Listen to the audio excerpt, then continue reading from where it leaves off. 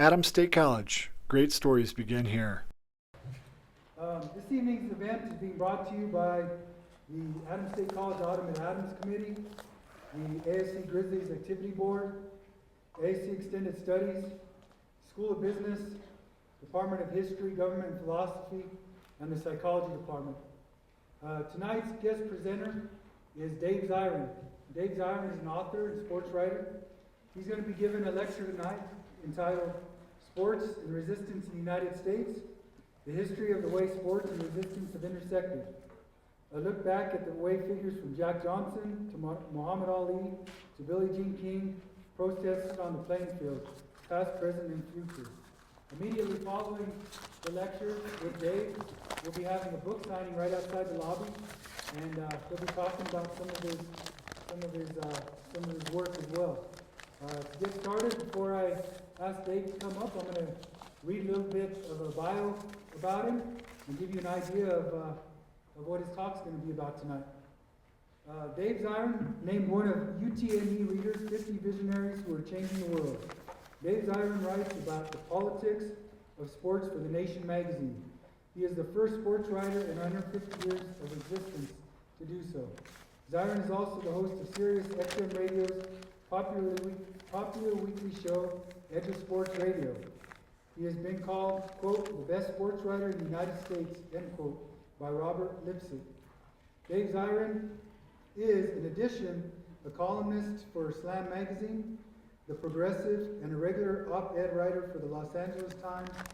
He was Press Action's 2005 and 2006 Sports Writer of the Year. His latest book is Bad Sports, How Owners Are Ruining the Game We Love, humorously detailing how sports franchise owners successfully squeeze every last penny out of the fan bases. Acclaimed shock doctrine author Naomi Klein claims that, quote, not since Hunter S. Thompson has a sports writer shown the right snarl for the job, end quote. He is also the author of A People's History of Sports in the United States, a part of Howard Zinn's People's History series for the New Press. As former Yankee and Ball 4 author Jim Bouton said of his work, quote, finally, the long-awaited prequel to all the sports books you've ever read. Put this book first in line of sports books on your shelf. It will help make sense of all the others. He is also the author of Welcome to the Terrordome, The Pain, the Politics, and Promise of Sports. Sports Illustrated wrote that Terrordome is, quote, a provocative, sometimes chilling look at sports and society right now, end quote. His first book, What's My Name, Fool?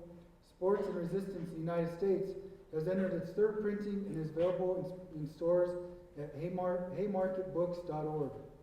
Zirin has brought his blend of sports and politics to multiple television programs, including ESPN's Outside the Lines, MSNBC's Countdown with Keith Olbermann, ESPN Classic, MSNBC's Morning Joe, CNN's The Campbell Brown Show, MSNBC's The Rachel Maddow Show, Comcast Sports Network's Washington Post Live, Al Jazeera's The Riz Khan Show, C-SPAN's Book TV, and Democracy Now! With Amy Goodman. He has also been on numerous national radio programs, including National Public Radio's Talk of the Nation and All Things Considered, Air America's On the Real with Chuck D, The Laura Flanders Show, ESPN Radio, Stars and Stripes Radio, The Joe Madison Show, Pacifica's Hard Knock Radio, and many others.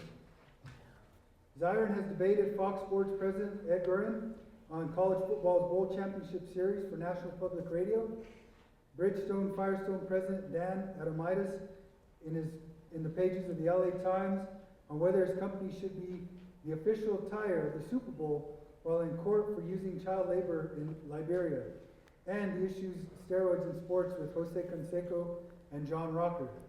His writing has also appeared in the Washington Post, the New York Daily News, New York Newsday, the Baltimore Sun, the Houston Chronicle, the San Francisco Chronicle, the Pittsburgh Courier, The Source, and numerous other publications. Dave loves the Mets, the Jets, and the Wizards. And with no further ado, I proudly present to you tonight author and sports writer Dave Zirin. Thank you.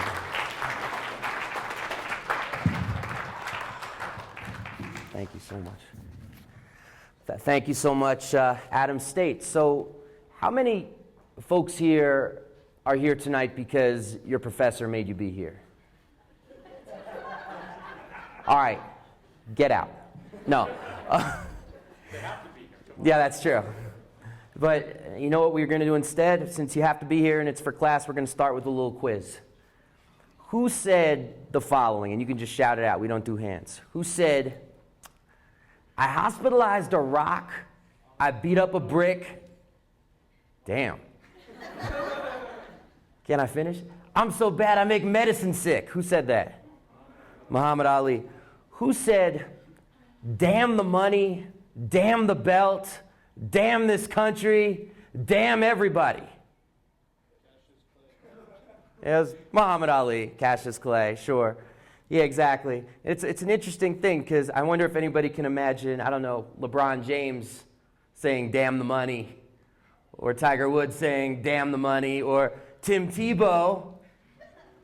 Well, will I be struck down for saying that? I'm looking for lightning. For saying damn the money.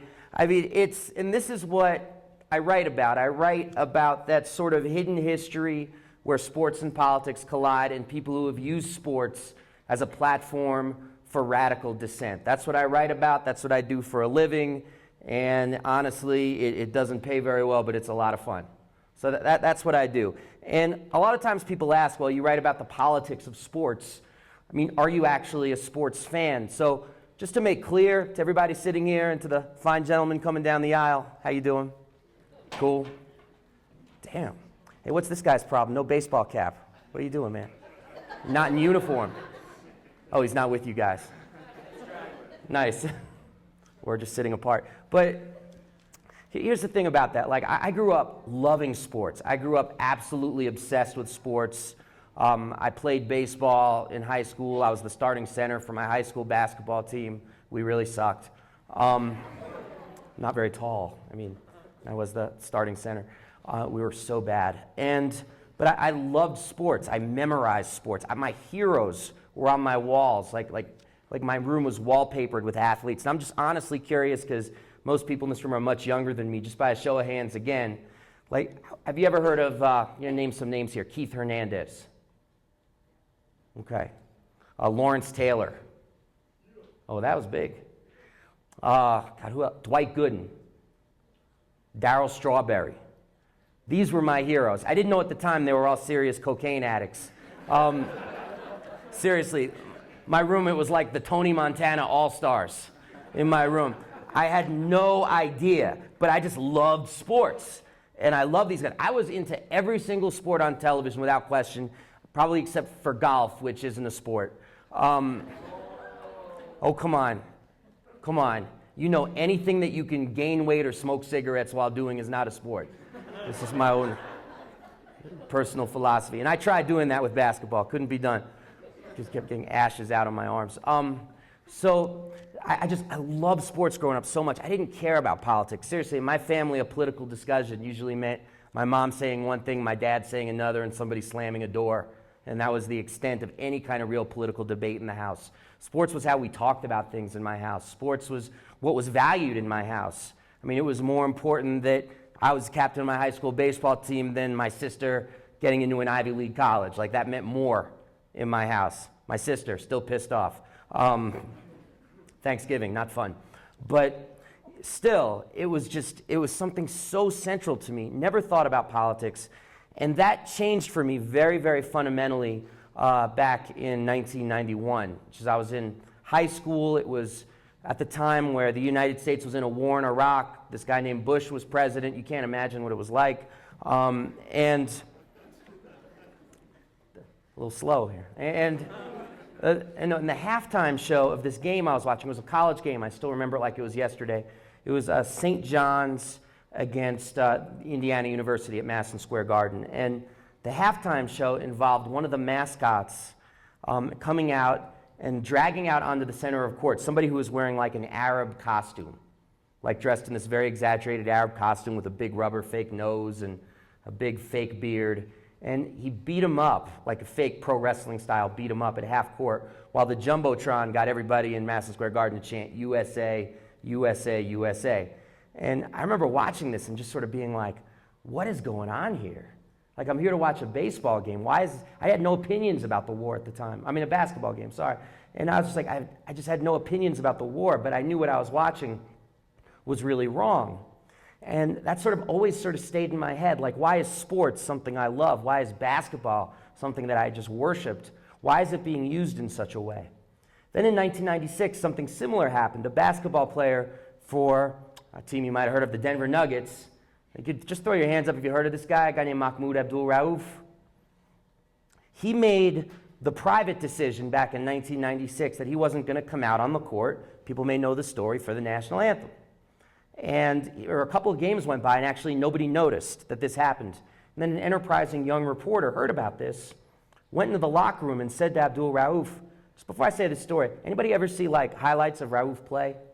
Or was a lot? I mean, he was damn good, wasn't he?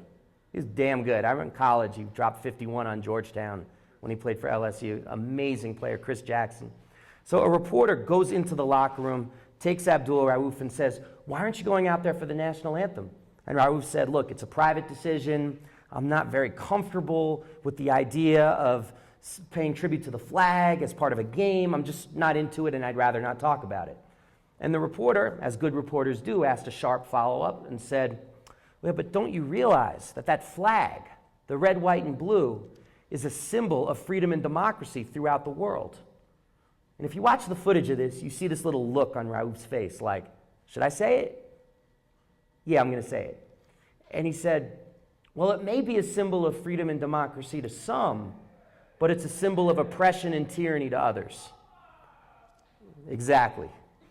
Now, when he said that, it was literally like, pardon my French, but like the sporting shit hit the fan when he said that. Like ESPN that night, I still remember it. They were like, Rauf spits on the flag, booyah, you know. And it created this huge uproar. I mean, in Denver, this was huge news. Like, a couple of local shock jocks went out to the largest mosque in Denver, and they played the Star-Spangled Banner at like volume 10 for several hours. The police had to come to stop them. I mean, it was a wild scene that took place. And I remember watching this, and one of the sort of talking heads on ESPN said, well, Rauf must see himself as being in the tradition of those political athletes, you know, like Muhammad Ali or Billie Jean King. And I remember watching this, and I'm like, tradition? Political athletes? Like, I was a history major at the time, and I was like, I had no idea what they were talking about. And I went to the library to try to find out if there was like a book that talked about the history of how athletes used politics in sports, and it didn't exist. And that's what I tried to write with this book, A People's History of Sports in the United States, to try to chart that history for just our own edification, in case other people wanted to know, how have athletes historically done this? I'm going to take a sip of water, obviously. So, sound like Brenda Vaccaro. I'm sorry. See, only people over 40 knew it that. You're like, yes, Brenda Vaccaro, genius. Okay. But to get back to the story here, it's like, and so I started to study, and this is really what I've been doing since 1996 for 14 years, like hitting the archives, interviewing old athletes, going into the microfiche, since then going on Google, great stuff posted there, and just reading about the history of things like how sports were integrated in this country. How can you understand the history of women in this country through sports? How can you understand the history of gays and lesbians in this country through their interaction with sports? How do you understand the history of immigrants in this country through sports? And it's an incredible way to learn this stuff. And I'll tell you, like, a lot of things I thought I knew about sports by being a sports freak growing up, I found out were not in fact true. Like, just an example of that, frankly, would be Muhammad Ali. I mean, I grew up with Muhammad Ali being sort of like this beloved figure, you know, the guy who had all the braggadocio and the rhymes in the 1960s, and he would be invited to the White House for photo ops. But Muhammad Ali at one point was actually the most hated person in the United States. And I mean, because when he decided that he wasn't going to go fight in the war in Vietnam, when he joined the Nation of Islam, he was somebody who the media could not stand. I mean, the New York Times, which is seen as sort of like a liberal publication, actually had an editorial policy against calling him Muhammad Ali until 1970. He converted and changed his name to Muhammad Ali in 1964. 6 years before in their newspaper they said, we're going to actually call him Muhammad Ali. And the media hated this guy. They hated him because he was against the war in Vietnam. They hated him because he talked about racism. They hated him more than anything in the world because he talked and talked and talked. They called him Cash the Brash, Gaseous Cassius, that one's my favorite, the Louisville Lip. And people think now that athletes like, I don't know, Barry Bonds, for example, are criticized in the media a great deal. They had nothing on Ali. I want to read, and this is why I have this here so I get the quotes right, a brief column that was written by a gentleman by the name of Jimmy Cannon. Now, Jimmy Cannon was like the most famous sports writer, arguably, in the United States at the time, out of New York City. And he hated Muhammad Ali, not just for who he was, but for what he symbolized in the 1960s. I just want to read what Cannon wrote. This is a sports column. Keep in mind, this is the most famous sports writer, arguably, in the country. First of all, he called him Cassius Clay, because that's what you did.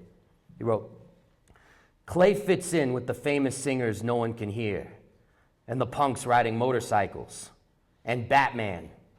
I didn't know Batman was such a dangerous figure, but to Jimmy Cannon, Batman was very scary, I guess. And the boys with their long, dirty hair, and the girls with that unwashed look, and the college kids dancing naked at secret proms. That wasn't my college. I don't know where. And the revolt of students who get a check from dad, and the painters who copy the labels off of soup cans. It's an Andy Warhol reference. And the surf bums who refuse to work, and the whole pampered cult of the bored young. I mean, this is like something that the Unabomber would write. I mean, it's like some crazy stuff here. But he inspired that in people because of who he was and what he stood for. And he was just the tip of the iceberg, too. In the late 1960s, I mean, you had this entire thing that's been characterized as the revolt of the black athlete. I mean, 36 different schools. You had protests by athletes demanding everything from more minority scholarships to more African-American coaches to more ethnic studies programs in the school. And it was integrated into the protest culture of the school was this idea of if you were an athlete, you protested. And that was true whether you were black or white, but it was like you had to pick a side in this period on the question of the African-American freedom struggle and on the question of the war in Vietnam. And that really culminated in 1968. People might be familiar with the famous pose in the Olympics, by show of hands, Tommie Smith and John Carlos. A lot of people know that picture. It might be the most famous picture in sports history, but a lot of people don't know a lot of other things that are going on in that picture. And please, take the time to look at it sometime and look at it closely, because if you look at it, they're also not wearing shoes on the metal platform because they're protesting poverty. That's supposed to symbolize poverty. They're wearing beads around their neck as a symbol about lynching in the United States. John Carlos himself, who I'm doing a book with that's coming out next spring, his jacket is unzipped on the platform, which is this major breach of protocol at the time, because he said he was doing that as a symbol of working people who can't zip up and look all proper, and all the people he knew back home in Harlem. And there's another guy on the platform too. People might remember that. And a lot of people look at him and think he's just sort of like the white guy standing there. And, you know, I think he's like Forrest Gump or something, like, oh, history. What's going on here? But he was a runner named Peter Norman from Australia. And if you look, you can see he's actually wearing a patch on his chest that says OPHR, the Olympic Project for Human Rights, which was the organization that they stood with and organized over the last 2 years. And they had 4 central demands that expressed themselves in the Olympics. I mean, first they wanted Muhammad Ali's title restored. He'd had his title stripped, and they called him the warrior saint of the black athletes' revolt. So you see how central Ali was to their consciousness. One of their demands was to have Rhodesia and South Africa permanently excluded from the Olympic Games as long as they carried apartheid policies. That was the second policy. A third one was to have Avery Brundage, who was in charge of the Olympics, the International Olympic Committee, and who was known to have, let's just say, leanings that bent towards the fascist. Like they wanted Avery Brundage removed from his post for being just an avowed proud racist and anti-Semite and the person who delivered the Olympics to Hitler's Germany in 1936. And fourth, they wanted more African-American coaches on the U.S. track and field team. And, you know, that 1968 team, it's just worth mentioning, did their training, wouldn't they do their training right here at Adams State? And, I mean, that's amazing. I mean, and this was the records they set. I mean, when John Carlos and Tommie Smith and Peter Norman, 3 fastest times, In the 200, the 400 meters, Lee Evans held that for 20 years. Bob Beamon jumped over 29 feet. And of course, they trained here because the elevation was at least somewhat equal to that of what that would face in Mexico City. So it's just, actually, it's an honor to be here, not just because this school is the finest cross-country school in the history of the United States, but I think in pro wrestling they call that trying to get a cheap pop, by the way. Say something favorable so people clap. But it's also just the fact that it's linked to that history is just make it an honor to be here. And so after they came back from the Olympics, Tommie Smith and John Carlos, they couldn't get work. They were shut out of making any kind of money whatsoever. Their lives basically went to absolute hell. Tommie Smith's mother died of a heart attack in 1970. People had been sending her death threats and dead animals, literally, in the mail for 2 solid years leading up to that point. John Carlos's wife took her own life after one evening where he had to chop up their own furniture for firewood in their house. And yet, despite that, the image of them holding up that fist has stood the test of time. And in 2008, they got the Arthur Ashe Courage Award at the ESPYs, which is like ESPN's idiotic award show, if you've ever seen it. Which, if you're not stoned, is probably the worst couple hours you could ever spend in your life. But then watching paint dry. Okay, sorry. So just to give you an idea about how that's really come full circle over the last 40 years. And obviously one of the points that I'm trying to make here is that by understanding sports and the way social struggles have intersected in sports, it's actually a really interesting way just to understand the history of race and racism in this country. If you just chart it through sports, from Jack Johnson, the first African-American heavyweight champion, Jackie Robinson integrated Major League Baseball, Muhammad Ali, Tommie Smith, John Carlos, and looking at that history, it actually tells you something about this country. The same is definitely true of women in sports, and it's something I write about a great deal in the book. It's kind of a really fascinating thing because, for women in this country, when organized sports started at the end of the 19th century, sports was something that they were basically just denied as far as organized sports. Men's sports were coming into what was a very new public school system in this country. There were YMCAs spotting up all over the United States. Sports was not something women had, except for wealthier women had access to tennis and golf, but that wasn't much of anything. First of all, because golf, not a sport. And tennis, at the time, it was a ridiculous thing for when women had to play it. Have you ever wondered, even today, why women's tennis is the best of 3 sets and not the best of 5? It actually was the best of 5 back then, but women had to play in corsets, which restricted their breathing. People see the movie Titanic. Remember that scene where Kate Winslet gets tied up in the corset? It gives you an idea. They were playing 5-set tennis matches in corsets, and they were passing out on the court. They were literally going unconscious on the court wearing hoop skirts and corsets. And the people who ran tennis, particularly the people who ran Wimbledon, which had already started as a tournament, they got together and they said, what are we going to do? A woman might die at Wimbledon. Should we get rid of the corsets? No, let's keep the corsets, but let's go best of 3 sets and not the best of 5. And that continued for years, for another several decades, until a 15-year-old named Lottie Dodd won Wimbledon.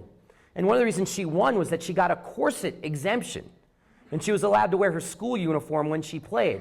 And after she won, she made a speech, a heartfelt speech, where she asked for the corsets to be taken away from Wimbledon because, as she said, the tournament would be so much more interesting if my opponents could breathe. And at the time, people heard that and they were like, maybe. But for most women, sports was something denied. And you read people back then, the science that people were putting out, this incredible quack science that said if women play sports, science proves that it could lead them to becoming prostitutes, or it will lead them to becoming lesbians, or even worse, it could lead for their uterus to implode and cause mass infertility in the United States. I said, I'm still waiting for an all-women's punk band called Imploding Uterus. I think that would be a lot of fun. But and just to give you an idea of how women were treated to sports, this was something in the world of science and the world of religion was absolutely unified that women should not play sports. And I want to read from the 1878 edition of a very prominent magazine called the American Christian Review. which diagrammed the 12-step downfall of any woman who dared engage in the sinful world of croquet. And it's truly a slippery slope. All right. Keep in mind, this was like prominent shit, too. All right. Step 1, a social party. Step 2, social and play party. Step 3, croquet party. Step 4, picnic and croquet party. Step 5, picnic, croquet, and dance. Step 6, absence from church. I didn't understand that. Why absence from church? Step 7, immoral conduct. Step 8, exclusion from the church. Step 9, this one's my favorite, more croquet. You got all that time. You're excluded from church. Step 10, poverty. Step 11, shame and disgrace. Step 12, ruin. And you thought it was just croquet. Now, this argument was about, of course, so much more than croquet. I mean, it was about the values that sport was trying to project at the time, like values about competition, values about making yourself tough for the work world, values about being able to best your opponent. These were things that they said men needed to learn, but women did not. And women needed corsets and hoop skirts and to be proper and to watch, maybe, and if they watched in a segregated section where they literally would be shielded off from where the men would be sitting, and this would be the way women could enjoy sports. Now, this was changed in the last part of the 19th century by a new invention, which changed the way women saw exercise and women saw themselves. Does anybody want to guess what that invention was? Come on, someone always yells out the brassiere and is wrong. Can someone be that person? No, I guess not. It's not the brassiere.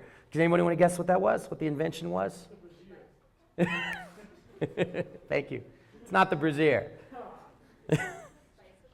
Yes, who said that?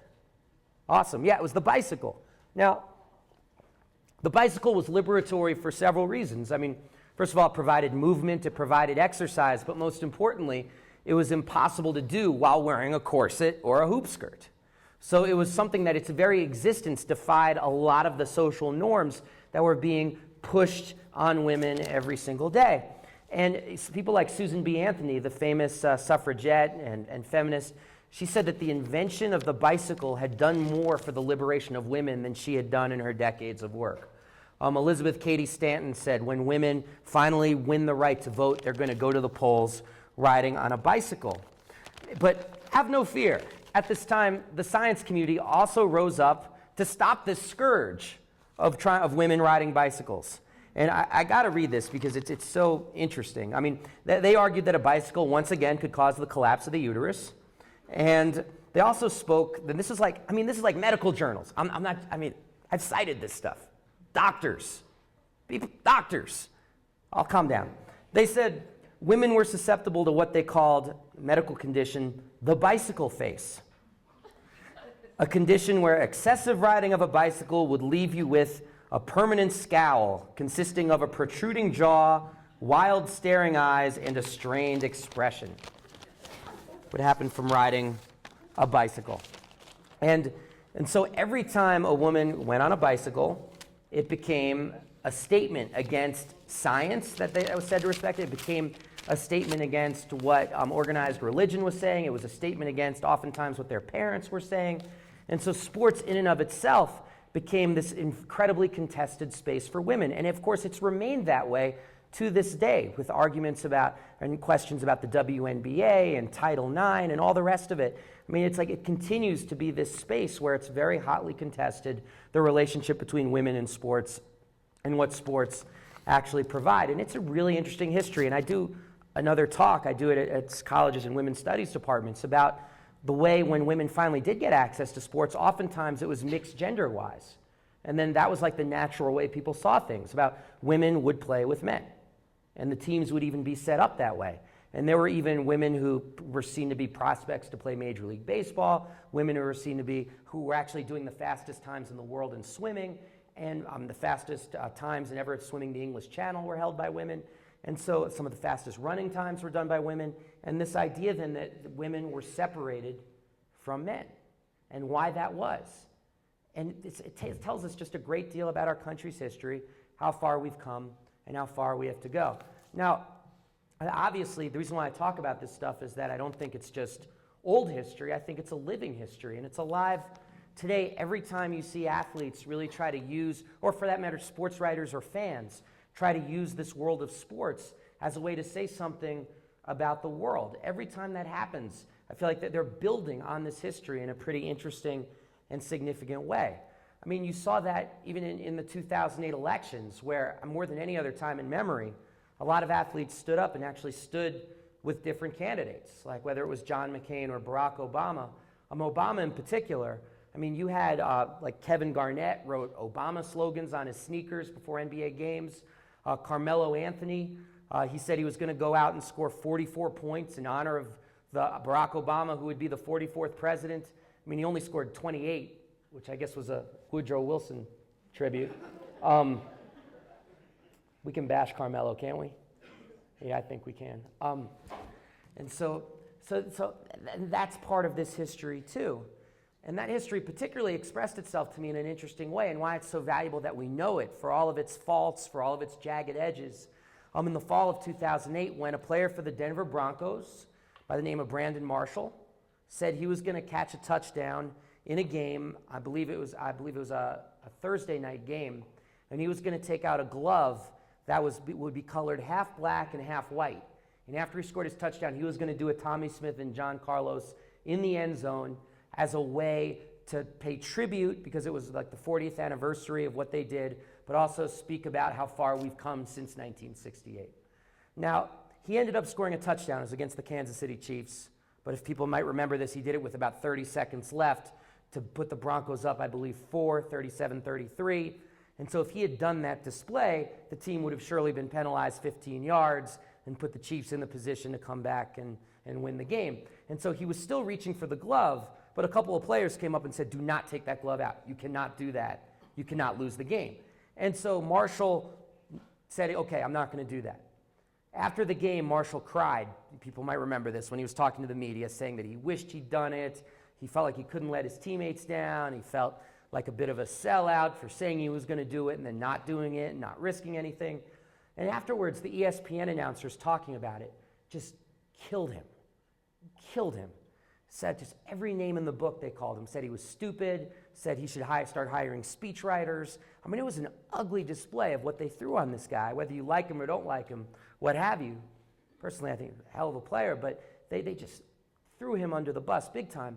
And they did this only a couple of months after they gave Tommy Smith and John Carlos that award at their award show to commemorate the 40th anniversary. And this is far too often the problem with how this history is discussed. When it's in the past and it's safe, then it's something that we can celebrate. But anytime an athlete or anybody else tries to use this history to inspire things for today, they get absolutely killed for it. And you've seen that a lot over this past summer, as there's been a movement in Major League Baseball, both outside the park and inside the park, to move the 2011 All-Star Game out of Arizona because of their policies around immigration.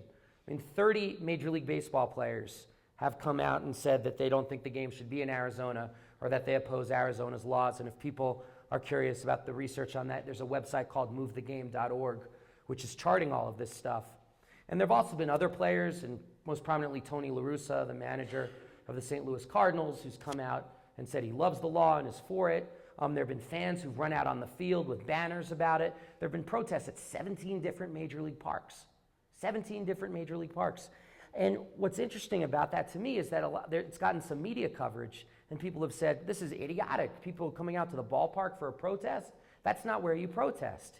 And yet that's exactly where people protested in the 1930s to fight for the integration of Major League Baseball. That's exactly where people protested in the 1960s to get Muhammad Ali's title restored. That's exactly where people protested in the early 1970s to get Title IX legislation passed so women would have equal access to sports and to all public facilities, for that matter, which is what Title IX covers. And so this idea of knowing this history, it's not just about knowing the past, but it's about knowing this country. And it's about knowing how far we've come and how far we have to go. Because I subscribe very strongly to the words of the historian Howard Zinn, who said, I study history not because I want to learn more about the past, but because I want to change the future. So that's it for me. Thank you very much. And I'm happy to take any questions that folks have. And I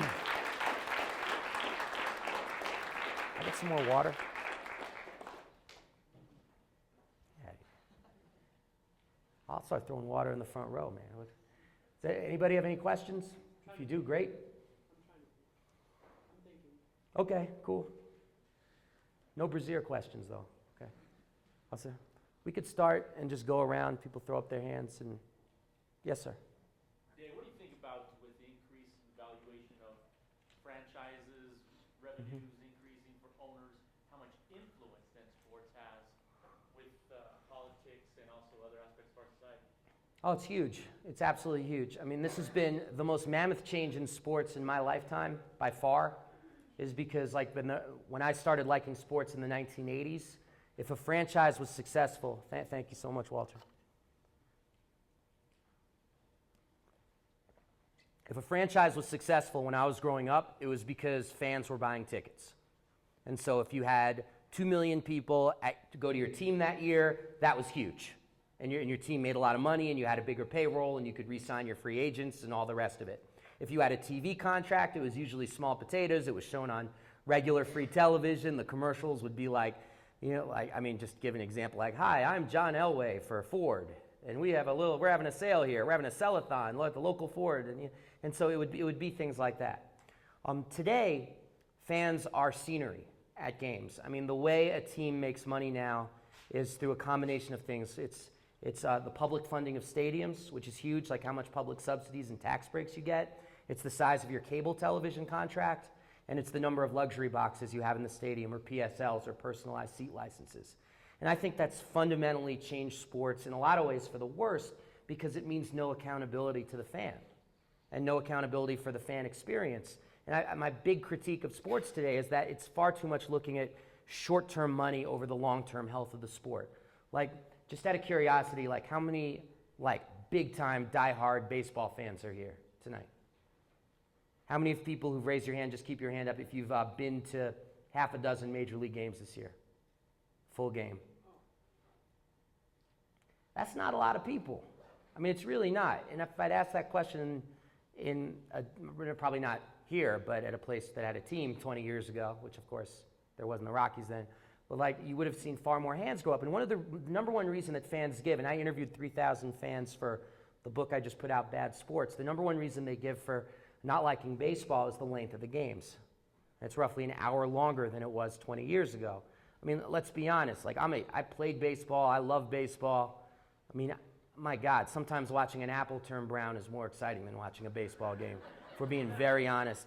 And you go to a game now, look around you sometime, the folks who raise their hand, and look at how many people are tweeting, text messaging, talking about other shit, drinking, I mean, there's that scene in The Simpsons where Homer is swearing off liquor, and he's at a baseball game, and he says, I never realized how boring this game was. And it wasn't, I want to just scream, it wasn't always boring, I swear. It was really cool. But my God, I can't think of anything I would want to do for 3.5 hours. And it's now 3.5 hours. 20 years ago, it was a typical game in the National League then, the National League, I believe, was 1 hour 58, and roughly 2:30 in the American League. And that's about commercials. That's about the cable contracts. That's how much filler they have to put in between the innings to pay for everything and to amp up their profit margin. So that's my big. I feel like they're killing the golden goose right now in sports. It's the same thing with people might have heard that NFL owners really want an 18-game season in the NFL. I mean, I love the National Football League. I love it. It's like a 16-week miniseries. Tune in every week, and you hear people talking about it. It's kind of like, if you ever have a family member watch a soap opera. Like, did you see what happened with Tim Tebow on Sunday? Ooh. He's such a bitch, And, it's like people, it's some miniseries stuff, man. And it's like they want to go from 16 games to 18 games. I mean, did you see how many players got taken off the field this past week? If you have an 18-game season, it might mean more short-term money, but it's also going to mean third-string quarterbacks in the playoffs. I mean, it's going to mean people whose lives are cut drastically short by having to play the extra games. And so to use a horrible mixed metaphor, I mean, this golden goose has quite the Achilles heel. Heels, yeah. Any English majors should throw things at me. But So that's the problem. It's like the financial model has changed dramatically. It's profoundly more profitable, but I also think they're setting themselves up for something where in 20, 30 years, it's like where are all the true sports fans going to be at that point? And how are they going to have access to the games? And that's a shame because I believe very strongly that sports is about more than just sports. And I see we got some athletes here, and I got to think you'll agree with what I'm about to say. But sports is something that can build community. Sports is something you want to pass down to your kids. Sports is something that in a lot of our lives plays a very positive development. And I feel like they're kind of taking it away from us in a way that's just unfair and wrong. So I'm going to do gender balance too. So if any women have questions, I'm going to, the sports talks, you know. Yes, ma'am. Is your hand up? You're looking around, so I guess it's not. You're wearing glasses. Plaid shirt, not you? Okay. What was your take on the sign of solidarity that the Saints and the Vikings showed the night for opening game? I mean, I feel like that was a good thing, and I wrote in favor of it. Al Michaels didn't like it, if you heard what he said when they did it. He said, just what you need to start off the NFL season, talk about a labor battle, as if it was ruining the fun. But I think what they did is almost like necessary if they're serious about getting a fair shake at the negotiating table, because right now, in the NFL, the owners have so much power at this point. Like the players have said that we'll play next year even if we can't come up with a contract. The owners are saying, no, we're going to lock you out if we don't have a contract. So that's one of the problems. The second one, which is even bigger, which isn't talked about, is that the NFL owners get paid even if there is a lockout. Like the TV money still goes to them. These multi-billion-dollar TV contracts, they still get their checks. So they can afford a lockout in a way that the players can't, because they're still going to get paid even if there's not a season.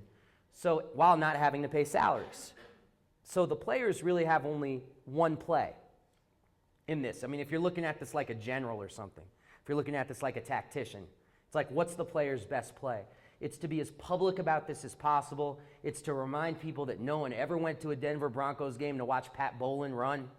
And it's to just think to yourself, like, who do I really love here? Because far too often in these labor conflicts, fans hate the players in it because they're the face of it and they think you're getting paid to play a game and I don't support you. The players are now in a position where they are so over the barrel on this because the owners are going to get paid by TV anyway, that they need to figure out just tactically, how do you make as strong a connection as possible with the fans so you can build some kind of public pressure around it? And I interviewed DeMaurice Smith, who's the head of the NFL Players Association, and I've never heard, usually like sports union leaders, they're kind of clueless about the fact that most people make $25,000 a year, $30,000 a year, struggle to pay the mortgage, what have you, and they're talking about, oh, this guy who makes $2 million a year needs to make $3 million. They don't quite get that sounds a little off to people. But DeMaurice Smith was like getting it in a very sort of politically savvy, sharp way. He was saying, I'm going to tell the world that if they lock out the players, they're also locking out every single stadium worker who makes $7 an hour and preventing them from making their money. They're locking out every single waiter or waitress who picks up an extra shift at the restaurant around the stadium. They're locking out everybody who depends on the sports team to scratch out a living in the cities around this country. That's who they're locking out. And I'm just like, God damn. That's not what a sports union guy ever sounds like.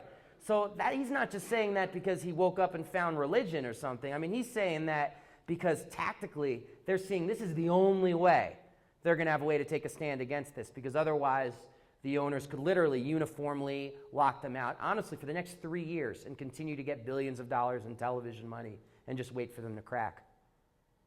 So it's... Yes, sir. And then... So, me being from Arizona, what's your opinion on the whole moving the game in 2011? I'll tell you this. I am for moving the game. Bud Selig is not. And so right now it looks like it's going to be there. I think the game should be moved for a very basic reason, and that's that 27.7% of Major League players were born in Latin America at this point, and it's a larger percentage of players who are of Latin American descent. And part of the law in Arizona, which I've read, like the addendums to the law, some things about this law in Arizona that folks might not know, is if you, first of all, of course, the main thing about it is that police can ask for your papers without cause, is one of the things. They can ask, are you a citizen or are you not a citizen without cause? If hypothetically you do not have your papers, you can be charged. That's a misdemeanor right there. If it's the second time you don't have your papers, you could be charged with a felony right there. And so you're talking about a situation where the players themselves, when they're not in uniform, and their family members themselves are at risk in Arizona. Right now, also 16 out of 30 major league teams hold spring training in Arizona. And I mean, it's a practice unlike any other state in the United States. And so I think Major League Baseball actually has an obligation to protect its own players. And let me tell you something, you're gonna see some serious stuff around this. I mean, already 3 people who played in the last All-Star game have said that they would boycott next year's if they're elected again. And you have other players as well who've spoken out against it, most notably Albert Pujols.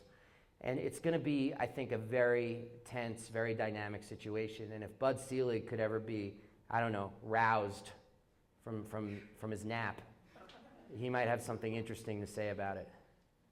I swear, I was once asked on a show, why do you think people think Bud Selig is so feckless, stupid, and ineffective? And I said, maybe it's because he's feckless, stupid, and ineffective. I blame him for why baseball sucks now. I'm a little angry about it, but sorry. Yes? Now, you said golf wasn't a sport. What other sports do you not consider sports? Well,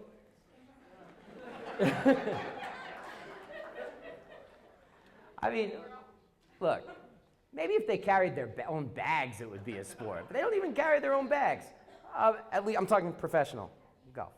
Professional golf. I mean, I think the criteria I laid out is the one I sort of stand by. It's like if you can eat or smoke cigarettes while doing it, I don't know how it can be called a sport. And so it's like even something like NASCAR, which, you know, just looks like a lot of turns to a lot of people. A whole lot of turns. Yeah, and it takes like tremendous reflexes to do. Like even if you don't like it or respect it, or even if you do like it, it takes a lot of reflexes to do. And also, you ain't smoking a cigarette while you're doing that either, or else you're gonna end up flammable very quickly. So I'm not the biggest fan of golf. I mean, I respect it as a skill, without question. I mean, it's a skill to be able to hit a ball, just like darts is a skill to me. But I don't think darts is a sport. Once again, drink, smoke, dart. Not a sport. Tremendous skill to do. Archery, more inclined to say it's a sport, because I can't really see how you smoke while pulling it back at the same time. So that's a tougher thing for me. So that's sort of where I fall on that. But it's impressive to do. The thing about golf, though, that's screwed up, though, I'm sorry to go on about it, which is what bothers me about it, is that it's like, you know, Michael Jordan's all-time net worth, it's about social justice, not about sports, so I'm sorry because you didn't ask, but you know what, I got the mic, so. Michael Jordan is worth $500 million. That's his net worth. Tiger Woods is worth $1 billion. And he's, what, 17 years younger than Michael Jordan, roughly. Yeah. You're very good point. Very good point. That let's say pre-divorce and pre-all other kinds of disgusting things. He was worth $1 billion, or at least we knew about them. Worth $1 billion. How did Tiger Woods make $1 billion at a sport which is not as popular as basketball? And you could certainly argue, I would argue certainly, that Michael Jordan is more famous than Tiger Woods. Like, how does he get $1 billion and Michael Jordan is $500 million? How does that even happen? Well, one of the ways it happens is that Tiger Woods is able to go to other countries, most specifically the ones that I research, like the Philippines, or go to Dubai, and sell the idea of building golf courses. Sell the idea, like in connection with the International Monetary Fund and the World Bank, this idea of taking acres and acres and acres of land, kick off peasants, who cares, get them out of there, and you build golf courses as a part of building up a tourist industry in your country as a way to bring in money from outside. And in Dubai in particular, I mean, he made $100 million by opening the Tiger Woods golf course in Dubai. It's crazy. And like dozens and dozens of people died making the golf. I mean, it's an ugly, ugly story. And so there's this thing about golf where it's connected with land and connected with international tourism in a way that makes it, to me, in a lot of ways, more insidious as an international entity. So maybe that colors also why it might sound like I'm disrespecting it a little bit, but it's a hell of a skill. And I play mini golf all the time. Yes. Funny you mentioned that. They consider cheerleading a sport. Statistic came out last year about what women's sports have the most catastrophic injuries. And a catastrophic injury means you die or you become a quadriplegic. That's how they define a catastrophic injury. Take a sport like hockey, very popular women's sport, field hockey. They've had 4 catastrophic injuries of that kind since, I believe it was 1990. Competitive cheerleading, that's second at 4. Competitive cheerleading is number 1, 72. 72. Women have either died or become quadriplegics from cheerleading. There's no other sport that's even close. Now, why do I say that? I say that as a way to answer that question. Hell yeah, it's a sport, because I ain't doing it.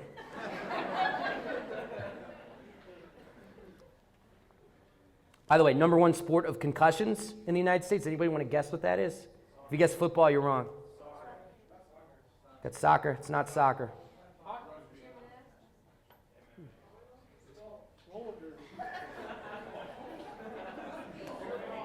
It's girls lacrosse. They don't wear helmets in many of the leagues. They don't wear helmets. So just food for thought. Every time you see a report about NFL players and concussions, there's a group over here being like, I bet you have a concussion. No, you have a concussion. Is that what you guys? No. Okay. Sorry. But seriously though, it's like every time you read like there was just this horrible story, for example, about a football player at Pennsylvania.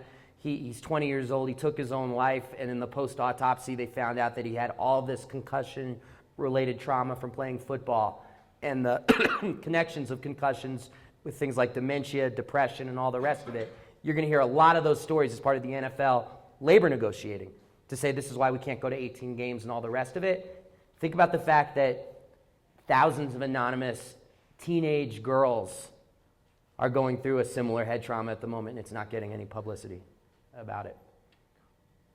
I can't give you a follow-up. Other people have their hands. I'm sorry. I'll get back to you. Okay. Sorry. I was just wondering Yes. if you had, was there anything that a fan, like sports fans or as consumers, can do to stop kind of like this takeover from management, pretty much destroying sport, Yeah. Yeah, is there anything that we can do or? Yeah, honestly, I want to recommend really, really strong. The main thing is in Europe, it's really interesting. Like the fans actually do organize themselves to make demands about owners. They view owners as not the people who own the team, but as caretakers of their team. And when they abuse that, there's serious, serious problems. So I think the main thing for fans in this country is that we have to be more active and make demands about what we want to see in sports. And there's an organization that I'm actually on the board of, and it contains a mix of people who are liberal, conservative, a whole mix of people. Thanks, Walter. And it's called the Sports Fan Coalition, and it's free to join, and it's online. And just by having and building up the membership base of this group, it actually gives them clout to be able to challenge everything from having a college football playoff to ending the public funding of stadiums. And they're actively organizing a voice on this. And so it's called Sports Fan Coalition, sportsfancoalition.org. Just want to recommend people very strongly to join it and sign up and be part of a movement to take back sports.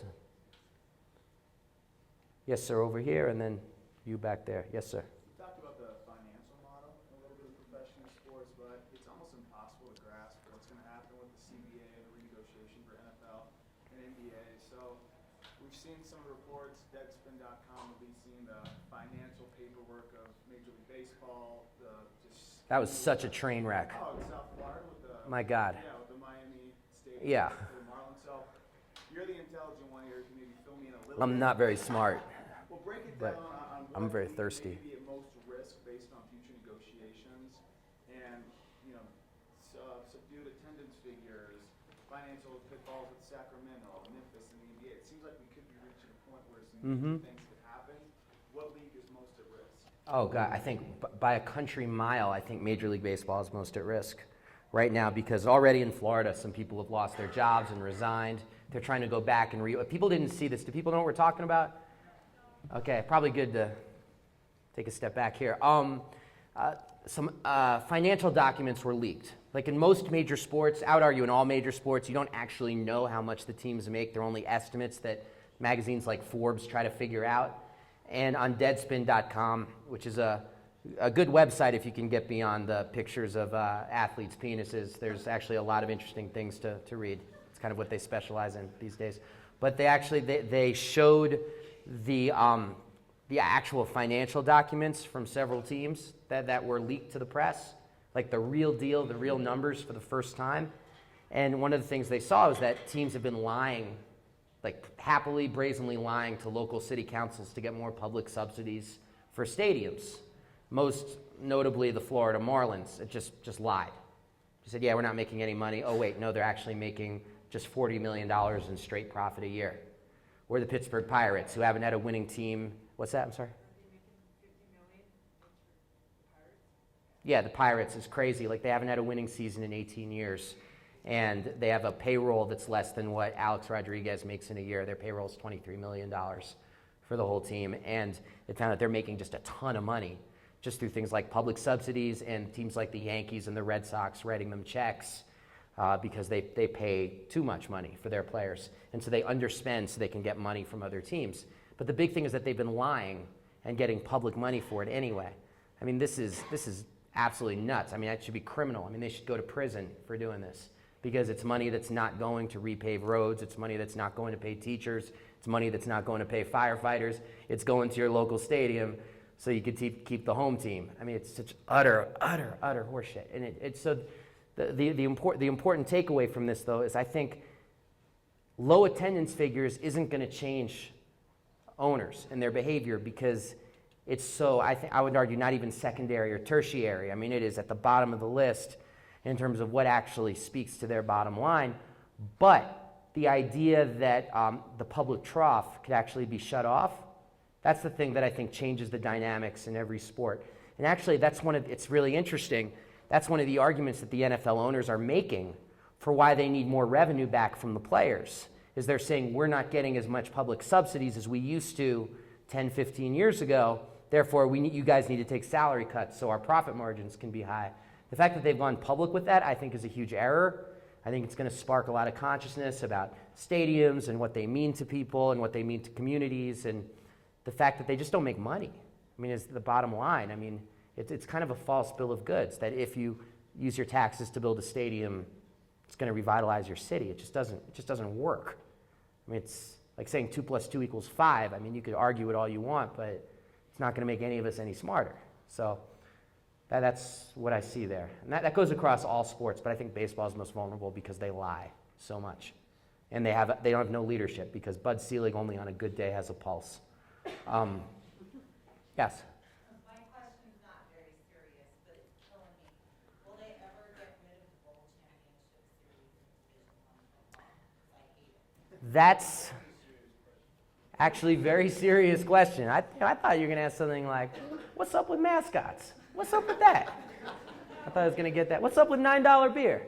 Which is also a serious question. But that's actually, yeah, hell yeah. That's the number one issue for the Sports Fan Coalition, which isn't what I came here to talk about, but that is actually the number one of our point of concerns, is the Bowl Championship Series, because it's actually a very, very serious question.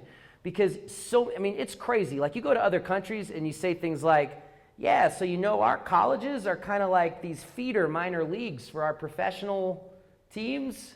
And if our football team does well, then the school does well. But if our football team does badly, then the school actually is in kind of a financial crisis. People look at us and they're like, you're messing with me, right? Are you serious? That's how it works? And the thing about the Bowl Championship Series is that it rigs millions and millions of dollars for just a few schools and shuts out entire conferences from getting an insane amount of money. And this money particularly for public universities, has become life or death about whether or not certain programs even at the school are offered. I mean, you hear a lot that, wait a minute, that's just athletic department money. It's segregated away from the general school, and certainly different schools have different policies about this. But the Knight Commission, which is an association of college presidents, they came out with this report, and they were just like, the current model just cannot stand. Because at most schools, and by most I mean over 70%, the football team is like this huge, like black hole, this whirlpool that sucks in funds and doesn't produce enough to actually pay for it. Now, the schools that actually do well, like the University of Texas, for example, they make huge profit margins. Everybody gets paid. Everybody's happy. Everybody says, what is it, hook 'em horns or whatever stupid crap they say in Texas. And sorry, Jim. And so you see what I'm saying? Like, it's actually like a very serious question that also has to do with fraud, which is interesting too, because they're saying they're crowning a champion when you might have a team like Boise State, which could whoop all their behinds.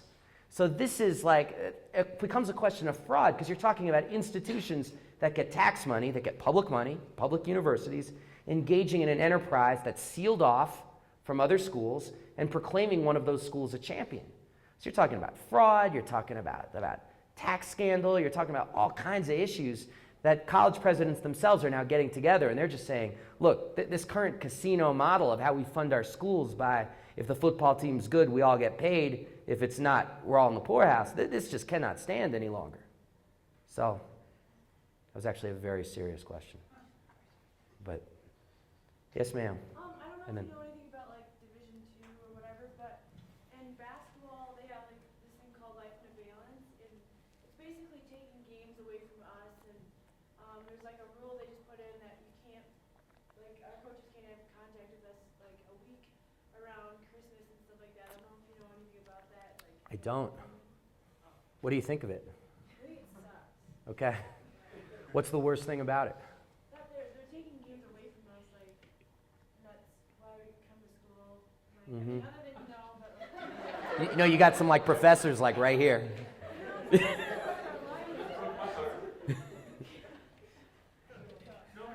But I'm very curious. Like, what's their justification? First of all, is this for men's and women's sports? Is it both across the board? And what's their argument for it? Why are they doing it? so that like. What do they say? If they were here right now saying you're full of crap, what would they say?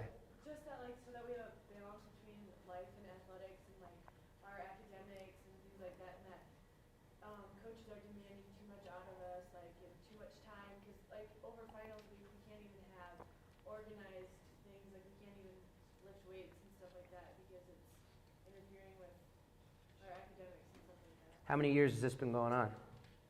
Last year was the first year with that stuff, and this year is the first year, because the second Okay. year that we can't do anything around, like, Christmas. This is the first year. This is the first year.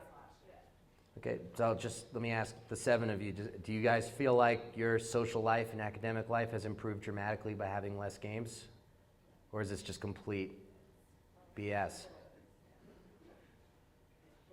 Okay, so I mean, what y'all should do is you should write a statement up to that fact that this absolutely does not do what you purport it to do, and you should get everybody to sign it, and you should publish it in your newspaper, and you should send it to whoever the hell the commissioner is. Absolutely. You should absolutely do that. Absolutely do that. Make as big a public stink about it as possible, and then try to change it. I mean, I think we'd be really surprised what we can do if we actually organize ourselves to do it. Take it as an exercise. Hell, give them like an independent study credit for doing a campaign to get their games back. Will you do that and just see, like, can we figure out how to get class credit for actually organizing a political campaign? See if you can get 90% of every athlete on campus to sign it, men and women, and get it published. Shit, I'll publish it. All right, cool. David@sports.com. Just email it to me. Yes, sir. Yes. You don't? Who doesn't? Why not? Well, you don't. All right, you got to make your case because I got logic on my side. Why shouldn't Boise State whooping Oklahoma's ass? Why shouldn't they have a shot? What? That was a good game. Didn't beat them up. It's true. That was an exaggeration. Texas is gonna whack it, go undefeated every year too, or something like that. I just don't think it's fair. That's why the boys are starting to get out. They didn't move to big time. But doesn't that make an argument then to have some sort of seeded playoff system where you get maybe, people are like, I think you get the best 16 teams. You get the best 16 teams, you do a playoff, and people always say like, well, the 17th team's going to be really pissed. And I'm like, well, I'd rather have the 17th team really pissed than the third team really pissed. So It's a compelling case that their conference is so terrible that it doesn't measure up to what everybody else has to go through, particularly teams in the SEC, if we're being honest. Got a total SEC hater over here. But I think that just makes the argument in and of itself that you got to have a playoff team, because who's to say with superior coaching, with a superior system, a superior offense, on their best day they couldn't be the best team in the country. And having the BCS is fraud. So that's true. A win's a win. I mean, what do they say? Scoreboard, man. Scoreboard. No points for style. Another thing that sucks about the BCS, if you beat up your opponents 59-0, it gives you more points in their idiotic computer system. Should we take more questions, or is there anybody else who didn't get to ask a question who wants to ask a question? That's probably a way to ask. Now whoever raised their hand has to be like, I'm going to keep everybody here another 2 minutes. And any other questions? Well, let me just say a couple things before I go then. Look, website's edgeofsports.com if you want to keep up with what I do. Very easy to find on Twitter, #edgeofsports. Email is dave@edgeofsports.com. Love hearing from people. After I do these talks, feel free to stay in touch. And it's an honor and privilege to be at such a great place. So thank you very much. I want to thank Dave Zimer for coming all the way to Alamosa, and we're going to give him an Adams State t-shirt to sport around out there on the East Coast. So thanks again, Dave. Thank you. Adams State College. Great stories begin here.